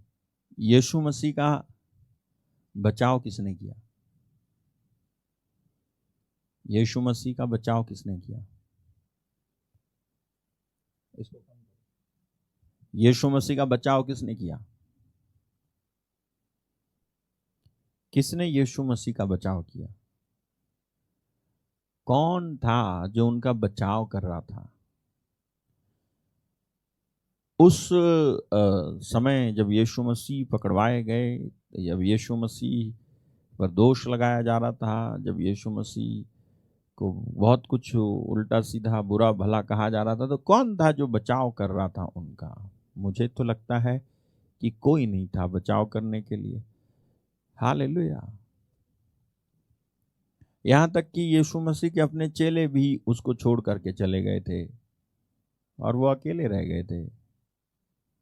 और किसी ने उनका बचाव नहीं किया, कोई भी नहीं था। हालेलुया। आप ऐसे ना बनो कि आप प्रभु के दासों का बचाव ना करें, बल्कि ऐसे बने कि जब वक्त आए तो ना हो, अगर पैसा है तो अच्छी बात है, पहुंच है तो अच्छी बात है, उसे लगा दो, जान पहचान है अच्छी बात है, उसे लगा दो। अरे कुछ नहीं कर सकते तो घुटने टेक कर प्रार्थना करके उपवास करके कुछ तो करो, क्योंकि इसका बहुत बड़ा फल मिलता है। मैंने कहा 90% आपकी समस्या खत्म हो जाएगी अगर आप ऐसा करो तो। प्रभु के लोगों का बचाव करो। कितने सारे लोग निर्दोष हैं लेकिन उन पर दोष लगाकर उनको जेल में बंद कर रखा है। प्रभु के दासों पर कितने सारे आरोप इन दिनों में लग रहे हैं। कितनी ज्यादा कंडीशन खराब है, आप जानते हो। उनके लिए कुछ नहीं कर सकते, पैसा खर्च नहीं कर सकते, मिलने नहीं जा सकते हो, तो कम से कम घुटने टेक कर एक दिन का उपवास करके प्रार्थना ही कर लो। क्या पता यही एक बात तुमको स्वर्ग पहुंचाने के लिए गिन ली जाएगी, आप नहीं जानते हो। जिसको जितना ज्यादा दिया गया है परमेश्वर उससे उतना लेखा मांगेगा। अगर आप विदेश में हैं, आप मदद कर सकते हो तो प्लीज मदद करो। हालेलुया। समझो ये बात जो है भुलाई नहीं जाएगी। ओबदियाह ने जो किया था परमेश्वर भूल नहीं गया। भले ही एलिय्याह चला गया तो चला गया, लेकिन परमेश्वर ने एलीशा के द्वारा उसकी पत्नी की और बच्चों की मदद की। परमेश्वर, आज मैंने एक वचन पढ़ा, बाट जोहने वाले, देखो यशायाह 49:23, इसमें से जो मैं पढ़ाना चाहता हूं बताऊंगा मैं आपको। कहा लिखा, लास्ट में लिखा हुआ है, राजा तेरे बच्चों के, ये पूरा पढ़ लेते हैं, अच्छा है। राजा तेरे बच्चों के निज सेवक और उनकी रानियां दूध पिलाने के लिए तेरी धाइयां होंगी। वे अपनी नाक भूमि पर रगड़कर तुझे दंडवत करेंगे और तेरे पांवों की धूल चाटेंगे। तब तू ये जान लेगी कि मैं ही यहोवा हूं। मेरी बाट जोहने वाले कभी लज्जित ना होंगे। हालेलुया। ये है अद्भुत वचन। मेरी बाट जोहने वाले यानी मेरा इंतजार करने वाले वो कभी लज्जित नहीं होंगे। For they shall not be ashamed that wait for me. अब जाओ, एक और वचन है भजन संहिता 25:3, भजन संहिता 25:3 लिखा है, वरन जितने तेरी बाट जोहते हैं उनमें से कोई लज्जित ना होगा, परंतु जो अकारण विश्वासघाती हैं वे ही लज्जित होंगे। हालेलुया। मेरे भाई मेरी बहन, आप लज्जित नहीं होंगे, आप जो है निराश नहीं होंगे। परमेश्वर आपने जो उसके लिए किया है ना, प्रभु के दासों के लिए जो किया है, सेविकाई के लिए जो किया है, आप जो है देखना इसका बड़ा फल आपको मिलेगा। हाँ, बड़ा फल आपको मिलेगा। एक और चीज आप याद रखना, जब आप देते हो परमेश्वर के दासों को, सेविकाई को, तो सोच समझ करके देना। ऐसा भी देना होता है जिसके देने से कोई फायदा नहीं होता है। ऐसा भी देना होता है जब हम सुसमाचार का प्रचार कर रहे व्यक्ति या मिनिस्ट्री में देते हैं तो परमेश्वर उसको ध्यान से देखता है, याद रखना। हालेलुया। प्रभु के जो दास लोग हैं, जो कम हैं, कम समझते हो, जिनको ज़्यादा सपोर्ट नहीं, try to help them, try to help them first. उनको पहले मदद करो। प्रभु आपको बहुत आशीष दे। आप अपने अपने खराब वक्त में आप अकेले ना छोड़े जाएं, मैं ये प्रार्थना करता हूँ। ओके, और इस समय मैं आपके लिए प्रार्थना करता हूँ, परमेश्वर आपको आशीष दे, कल का दिन आपके लिए शुभ हो। ठीक है, गॉड ब्लेस यू। मैं आपके लिए प्रार्थना करता हूँ।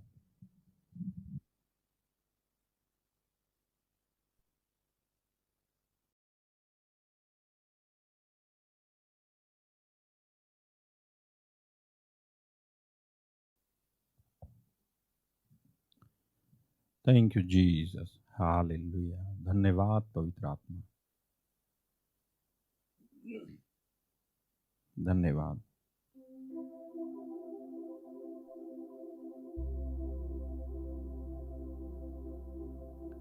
प्रेमी पिता, सारी महिमा आदर मैं आपको देता हूँ। जितने भी लोग तेरे पवित्र वचनों को सुन रहे थे और इस बात को समझे हैं कि परमेश्वर के दास का बचाव करना चाहिए, सपोर्ट करना चाहिए, उनकी ओर से बोलना चाहिए, अपने आप को मिले अधिकार और प्रभाव और पैसे का इस्तेमाल करना चाहिए, वे आज रात आशीषित हों, वे आज रात चंगे हों, वे आज रात ब्लेसिंग रिसीव करें, वे आज रात भरपूरी पाएं, वो आज रात हिम्मत पाएं, वो आज रात आशीषित हो जाएं, वो आज रात तेरी महिमा को देखने पाएं।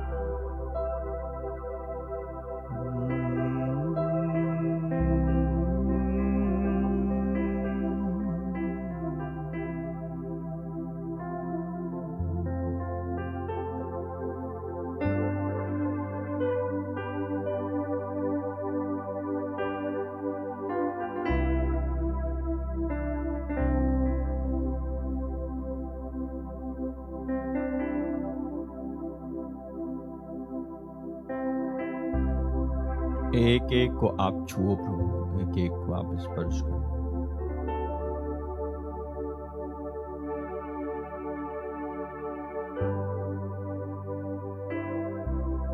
एक एक भाई को, एक एक बहन को,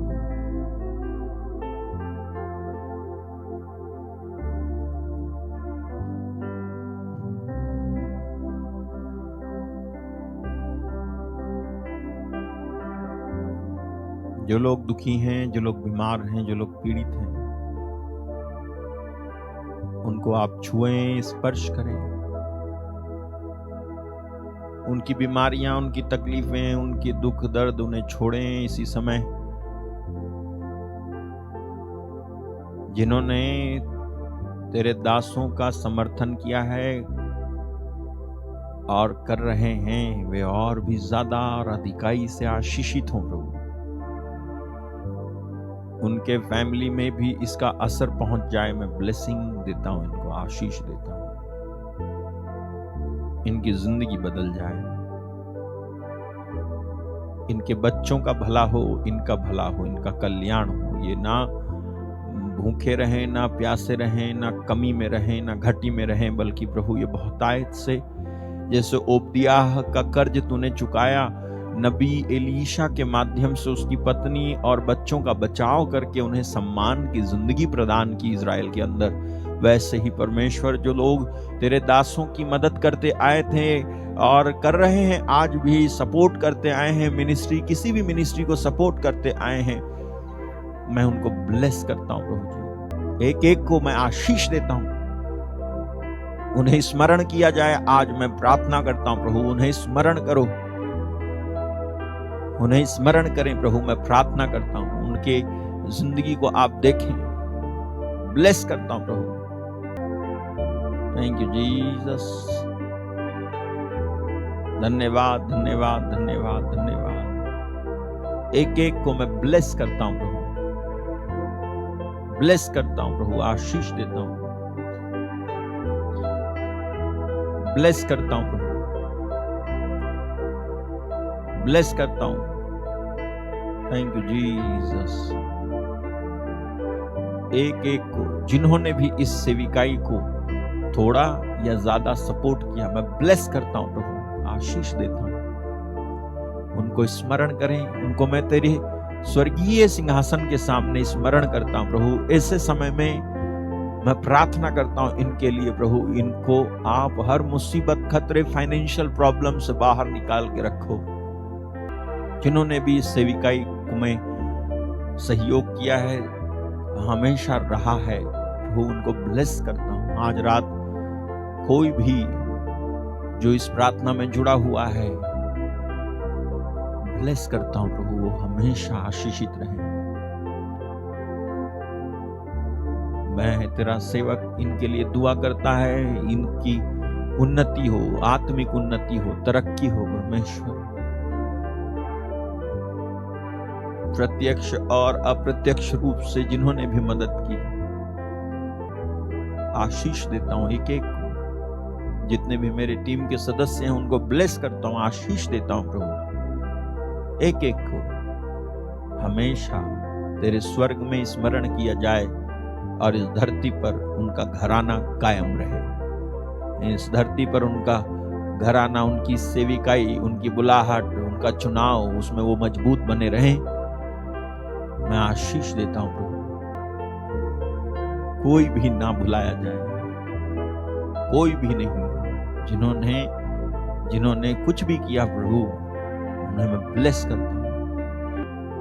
जो भी इस सेविकाई से जुड़े हुए हैं, चाहे वो गुजरात से हो, राजस्थान से, उत्तराखंड से, यूपी से हो, मध्य प्रदेश से, उड़ीसा, झारखंड, छत्तीसगढ़ से हो, कहीं से भी प्रभु, नॉर्थ ईस्ट से हो या उत्तर भारत के किसी कोने से भी हो प्रभु, पंजाब से हो, ब्लेस करता हूं, आशीष देता हूं प्रभु, आशीषित करता हूं, आशीषित रहें प्रभु।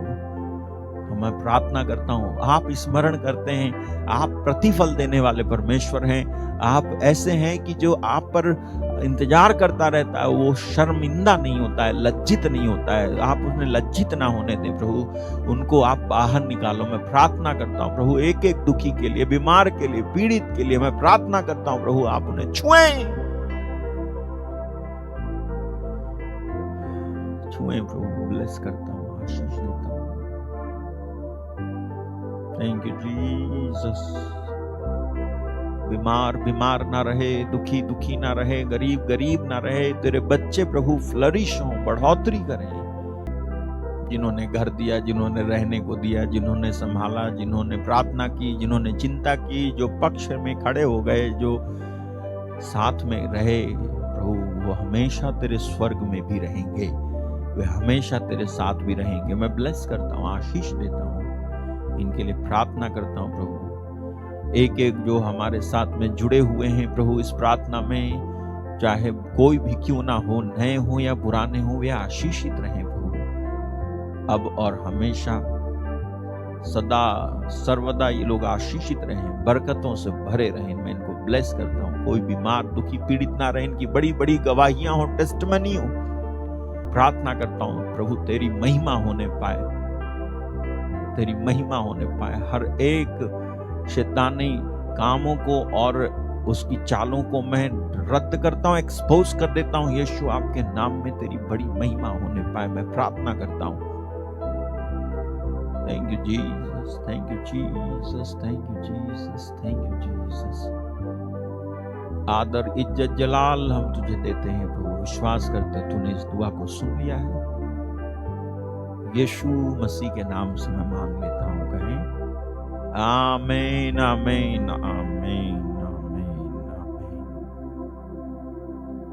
धन्यवाद, धन्यवाद, धन्यवाद, धन्यवाद। सारी महिमा आदर यीशु के नाम को मिले। Be blessed. आप आशीषित हैं और हमेशा आशीषित रहेंगे। हालेलुया। ओके, जल्दी से इस डिटेल को देखें, हम वापस आते हैं।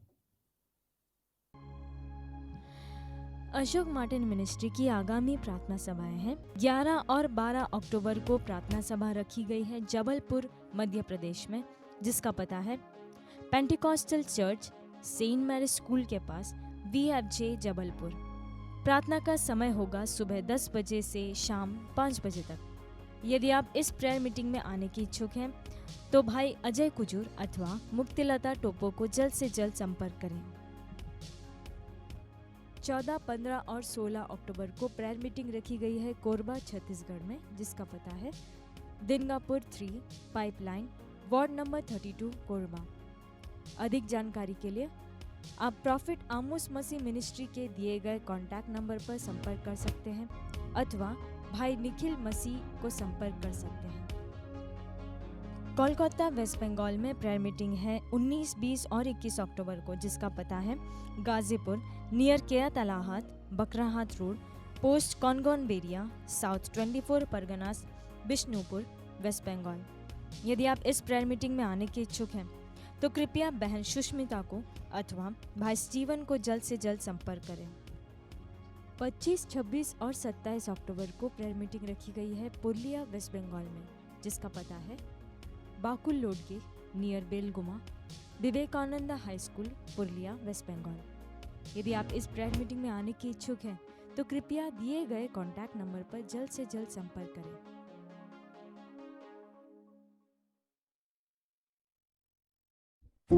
यदि आप इस प्रार्थना द्वारा आशीषित हुए हैं तो कृपया अपनी गवाही की वीडियो बनाकर व्हाट्सएप नंबर 6398779772 पर भेजें। आप अपनी प्रार्थना निवेदनों को 9456596390 पर प्रातः 10:30 से दोपहर 2 के बीच कॉल कर बता सकते हैं। स्क्रीन पर दिखाए गए ईमेल एड्रेस पर भी आप संदेश हम तक पहुंचा सकते हैं। यदि आप इस मिनिस्ट्री द्वारा सुसमाचार को फैलाने में आर्थिक सहायता करना चाहते हैं या आर्थिक रूप से बीज बोना चाहते हैं तो सामने दिए गए डिटेल पर ऑनलाइन या ऑफलाइन कर सकते हैं। भारत के बाहर से भेंट भेजने के लिए व्हाट्सएप नंबर 6398779772 पर संपर्क करें। प्रभु यीशु मसीह की आशीष आप पर और आपके परिवार पर हमेशा बनी रहे। आमीन।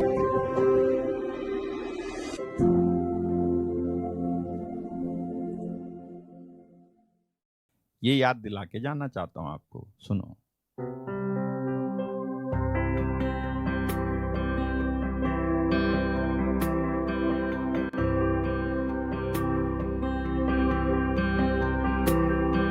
खुदा की सारी नेमतों की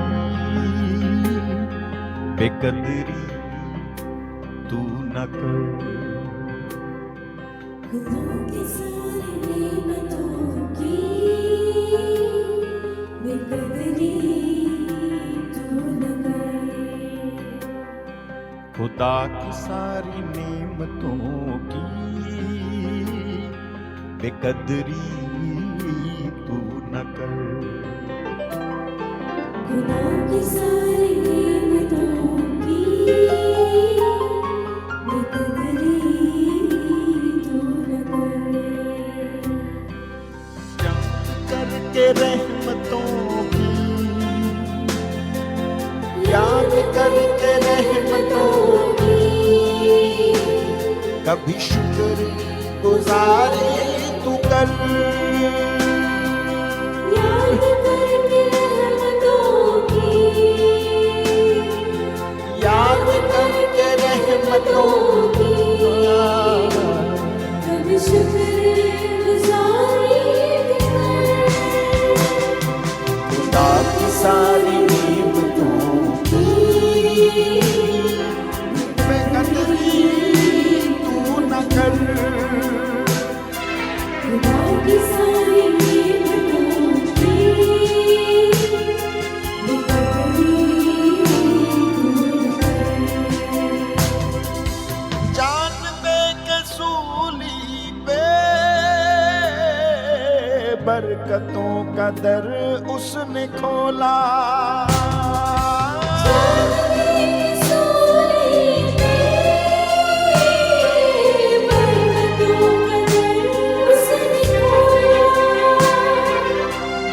दे के सूली पे बरकतों का दर उसने खोला।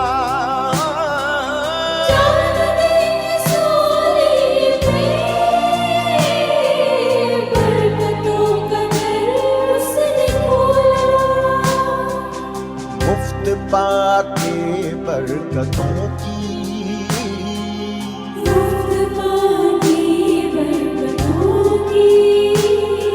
बेकदरी तू न कर।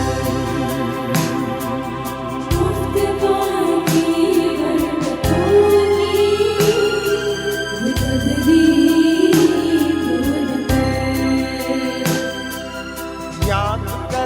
रहमतों की, याद करके रहमतों की, कभी शुक्र गुजारी तू कर। याद करके रहमतों की, याद करके रहमतों की, कभी शुक्रगुज़ारी कर। खुदा की सारी नेमतों की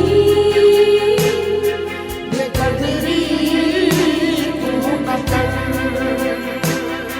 खुदा की सारी नेमतों की बेकदरी तू न कर।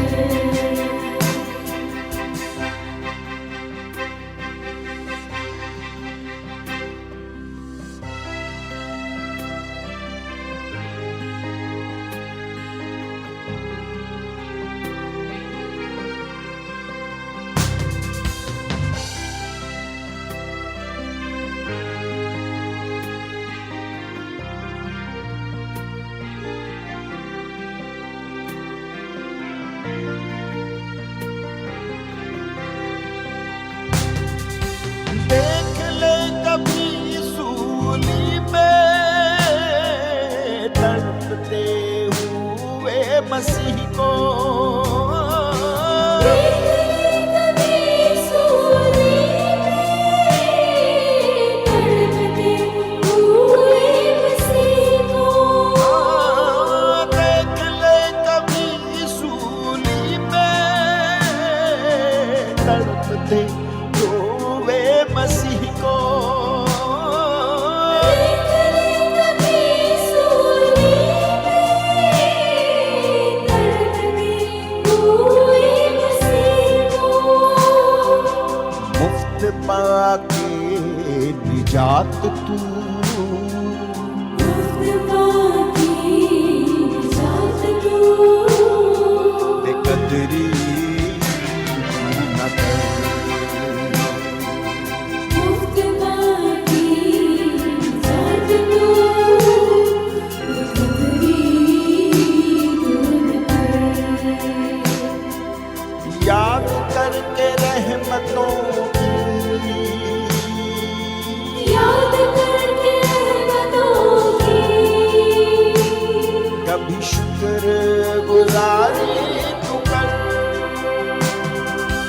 याद करके रहमतों की, याद करके रहमतों की, कभी शुक्रगुज़ारी कर।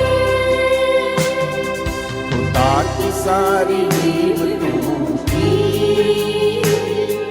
बेकदरी तू न कर। खुदा की सारी नेमतों की बेकदरी तू न कर। पाक रूह भेजा मसीह ने मेरी मदद के वास्ते।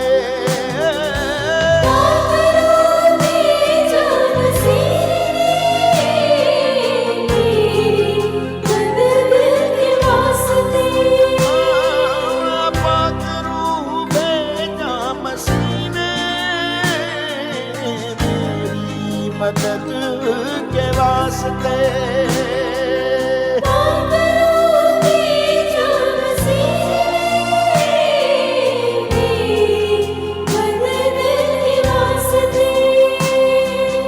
मुफ्त पाके पाक रूह को,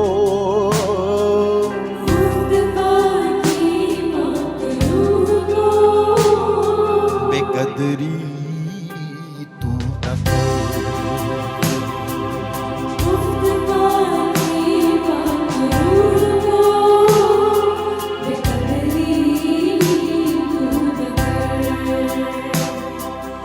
याद करके रहमतों की,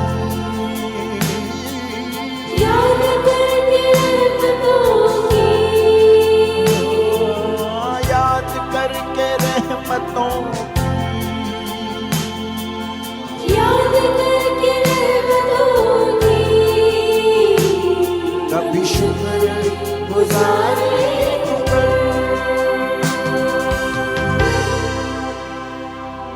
खुदा की सारी नेमतों की बेकदरी कौन करे। खुदा की सारी नेमतों की बेकदरी कौन करे। खुदा की सारी नेमतों की